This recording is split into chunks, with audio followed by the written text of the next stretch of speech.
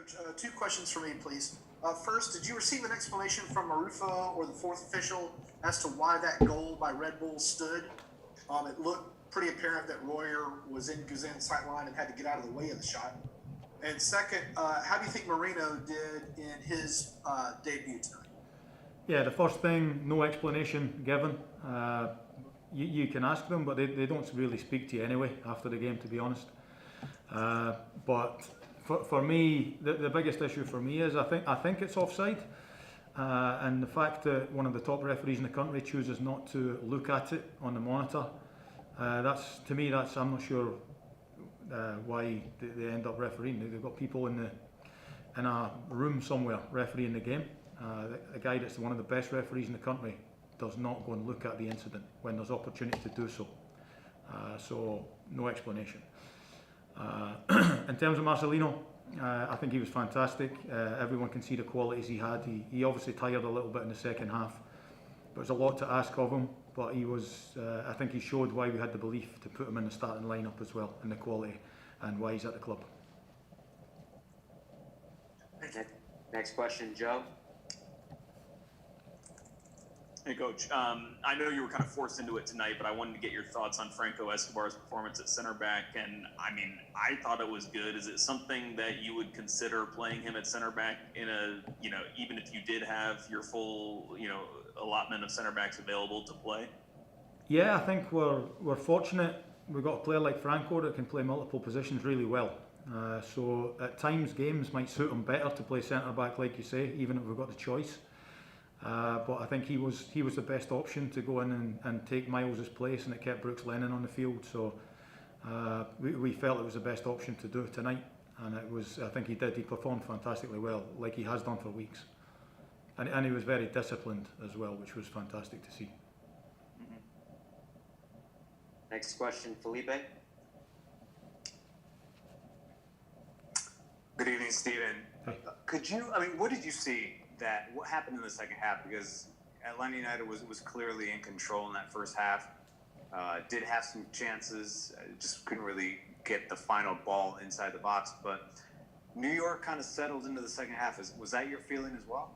Yeah, certainly. I think they got indoors at half time. They could probably regroup a little bit, because we were certainly in massively in control of the first half. In terms of the second half itself, obviously they scored early on, so the way that they're set up to play, it gives them something to cling on to, especially given our first half performance. So that's when you've got a team like that want to feed off us. I think it gave them that opportunity. Then almost in a strange way, they had more room to play, because we have to open up a little bit more to go for it, despite having been on top. So they ended up finding more spaces. They actually played a little bit more second half due to the spaces that were available to them. But I think it was all basically based on us not managing to score a goal, to be honest. No, go ahead. Next question. Am I unmuted? You're good. Okay. I think you kind of answered my question. The team put 0 shots on goal, shut out 7th time this season. It was just bad luck. What do you think the reasons were for that tonight? I think you're playing against a Red Bull team that are set up to stop the other team playing. So I think if we manage to, there's no doubt losing the goal so quickly in the second half changed it. And I think it made them more resilient defensively. It made them more focused defensively, and they didn't have to open up to score a goal anymore either. So I think that was it really. We did have quality on the pitch. Obviously we didn't manage to get shots off, but they're throwing themselves in front of things with a couple of opportunities off set plays. But tonight wasn't our night. It wasn't through a lack of trying. It wasn't through being disorganised, any of that stuff. I think we get undone by a decision. Otherwise we're sitting at 0-0, and we're unfortunate not to win a game rather than we're unfortunate to actually lose it. And if I could follow, if that's okay, Justin? Yeah, go ahead. Okay. A lot of speed in that starting lineup.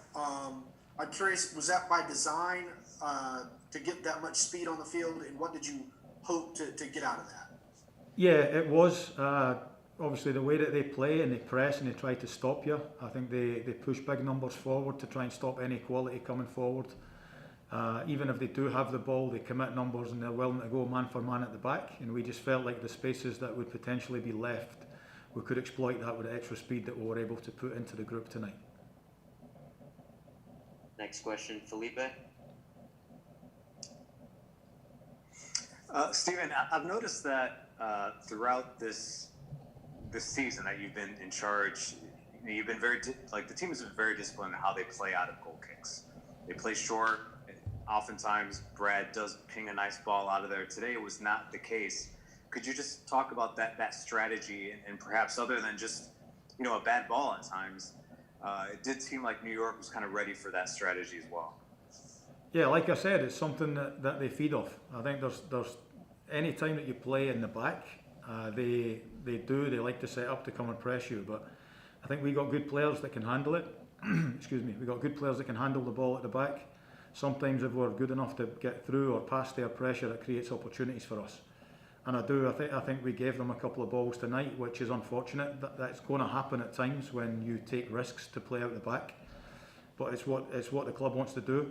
It's the players that we have are well capable of it, and we believe in what we do. I think Red Bull managed to nick a ball, win a corner, get a scrappy goal that's offside, and won a game. So they'll go home happy. But I think we believe in what we do, and we'll continue to do it. All right, last question. We'll go to Joe Patrick. Hey, Glassy. To take it back to Marcelino Moreno, you mentioned that you thought he would be able to make an impact, and I'm just kind of curious, when he was training during the quarantine period, were you trying to talk to him about ways that he can get involved without obviously him being involved with his teammates, and just what kind of instruction did you give him, considering it's just so weird that he hasn't played yet with those guys? The answer to your last part is it's something I don't find weird. That it's actually I've come across it a few times in my career where you would arrive, you'd be eating pre-match, and maybe a new signing arrives, and it's like, here you go, your new teammate's going to play with you. So I think a lot's been made of that side of it. I think you've got a really good footballer that showed he's able to fit into a group of players. Really late yesterday, early today, we're able to show more video of the team because we've not been able to have him around the group. So personally, I've seen him doing his individual trainings, but again, it's an indication of the fact that we have not bent the rules in any way, that I've not been able to be around him. So okay, gotcha. Yeah, so I've not seen much of him at all. He got his instruction quite clear today. He's part of the video group today, obviously, because he's with us. But other than that, you're just trusting that a very good footballer knows how to play, and that was the belief that he almost repaid the belief, I think, that we put in him today to put him in the starting lineup. And I think he showed he's going to be a fantastic player for the club. And I think putting him in the group today means we're going to get more from him sooner, rather than wait and giving him 20 minutes today and then hoping he can start later.